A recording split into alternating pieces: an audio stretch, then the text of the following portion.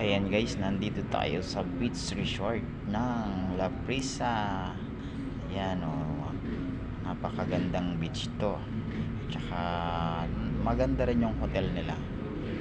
Ayan, kung sa mga gustong pumunta dito at mag swimming, ayan, siguradong napakaganda at malinaw ang dagat. Ayan, sinorvey ko nga yung gilid ng dagat. Naku po, kitang kita mo talaga yung mga shell at yung mga ah, lambay. Ayan, nakahuli pa nga ako dyan eh. Ayan diba? Ang linaw-linaw ng dagat. Ayan, nilalaro-laro ko pa yung paa ko. Sobrang lamig. Madaling araw pa kasi yan eh. Ayan nagkakape pa ako dyan. At saka may dala-dala akong biskwit.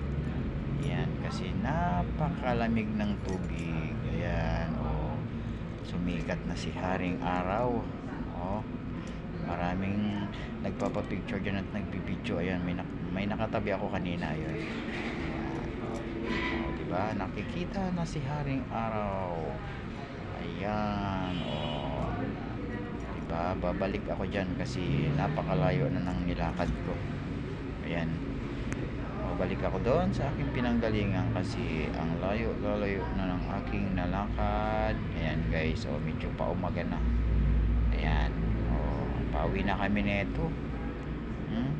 Ayan sa ano to, malapit na kami sa ayan, Subic, Zambales. Ayan, Subic, Zambales International Airport. Ayan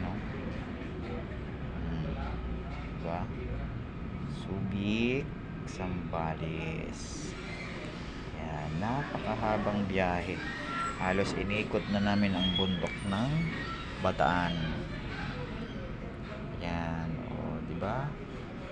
Ang sarap-sarap ng ikot kasi ayan, mayroon pang mga yung mga private private plane. Ayan, yung mga nag-aaral na mag pilot, ayan, diyan sila pumupunta para makapag-aral ng magpalipad ng eroplano. Ayan, Subic Bay International Airport. Ayan guys, sa mga gustong mag-aral ng pilot, ayan, punta lang kayo dyan sa Subic. Ayan, lahat dyan masasakyan nyo yung mga gustong magpalipad. Ayan, napakaluang ng paliparan. Ayan haba-haba, diba? Madumi na kasi yung bakod nila kasi